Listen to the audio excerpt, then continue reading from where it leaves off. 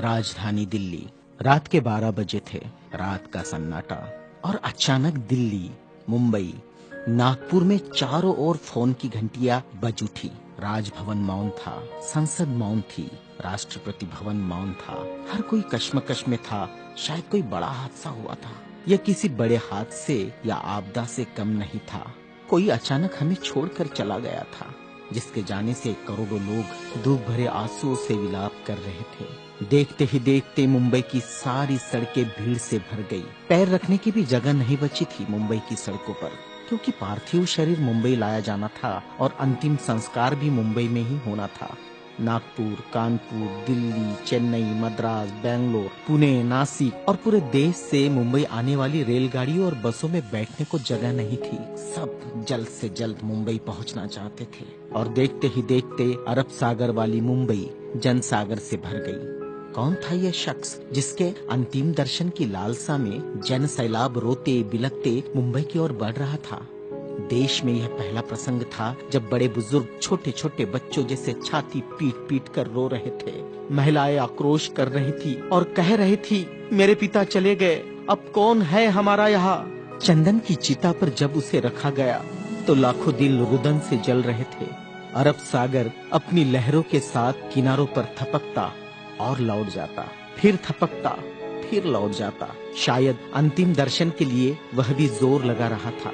चिता जली और करोड़ों लोगों की आंखें बरसने लगी। किसके लिए बरस रही थी ये आंखें? कौन था इन सब का पिता?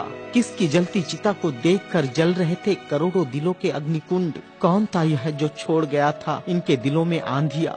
कौन था वह जिसके नाम मात्र लेने से गरज उठती थी बिजलियां? मन से मस्तिष्क तक दौड़ जाता था ऊर्जा का प्रवाह। कौन था वह शख्स जिसने छीन लिए थे खाली कासे इनके हाथों से और थमा दी थी कलम लिखने के लिए एक नया इतिहास? आंखों में बसा दिए थे नए सपने, ओठों पर सजा दिए थे नए तराने, धमनियों से प्रवाहित किया था स्वाभिमान अभिमान को, दास्यता की जंजीरें तोड़ने के लिए दिया प्रज्ञा का शस्त्र। चिता जल रही थी अरब सागर के किनारे और देश के हर गांव के किनारे में जल रहा था एक स्मशान।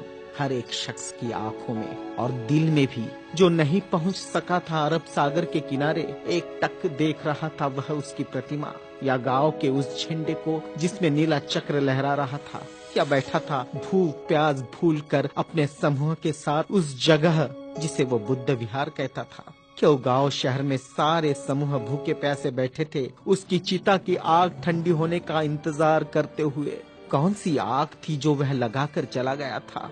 क्या विद्रोह की आग थी या थी वह संघर्ष की आग? भूखे नंगे बदनों को कपड़ों से ढकने की थी आग? असमानता की धज्जियां उड़ाकर समानता प्रस्थापित करने की आग? चवदार तालाब पर जलाई हुई आग अब बुझने का नाम नहीं ले रही थी। धू धू जलती मनुस्मृति धुएं के साथ खत्म हुई थी। क्या यह वह आग थी जो जलाकर चला गया था वह?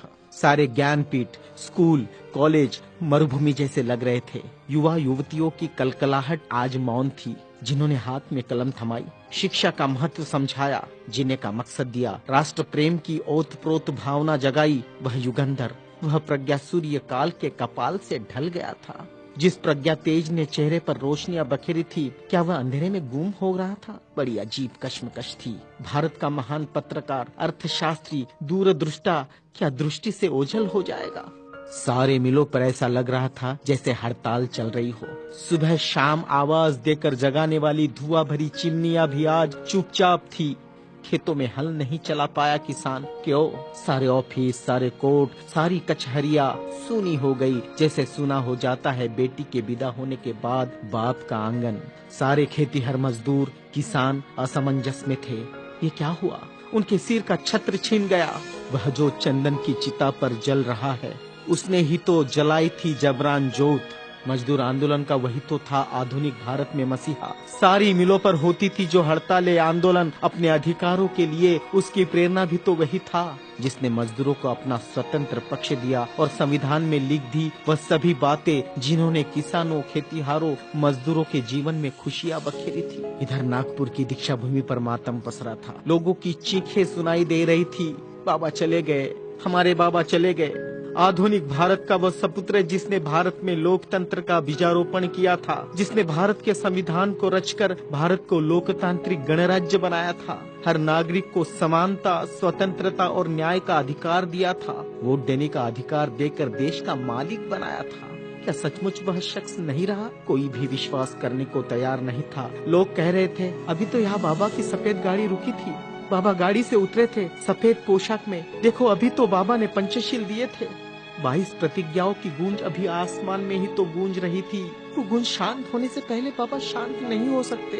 भारत के इतिहास ने नई करवट ली थी। जनसैलाब मुंबई की सड़कों पर बह रहा था। भारतीय संस्कृति में तुच्छ कहलाने वाली नारी, जिसे हिंदू कोड बिल का सहारा बाबा ने देना चाहा और फिर संविधान में उसके हक आरक्षित किए, ऐसी माँ बहनें लाखों की तादाद में स्मशान भूमि पर थी। यह भारतीय सड़ी गली धर्म परंपराओं के मुंह पर एक जोरदार तमाचा था, क्योंकि जिन महिलाओं को स्मशान जाने का अधिकार भी नहीं दिया, ऐसी 3 लाख महिलाएं बाबा के अंतिम दर्शन को पहुंची थी, जो अपने आप में एक विश्व विक्रम था। भारत का यह युगंधर, संविधान निर्माता, प्रज्ञा तेज, प्रज्ञा सूर्य, महासूर्य, कल्प पुरुष नव भारत को नवचेतना देकर चला गया, एक ऊर्जा स्रोत देकर, समानता, स्वतंत्रता, न्याय, बंधुता का पाठ पढ़ाकर। उस प्रज्ञा सूर्य की प्रज्ञा किरणों से रोशन होगा हमारा देश, हमारा समाज और हम, और पूरे विश्वास के साथ हम आगे बढ़ेंगे हाथों में हाथ लिए, मानवता के रास्ते पर, जहाँ कभी सूर्यास्त नहीं होगा, जहाँ कभी सूर्यास्त नहीं होगा, जहाँ कभी सूर्यास्त नहीं होगा।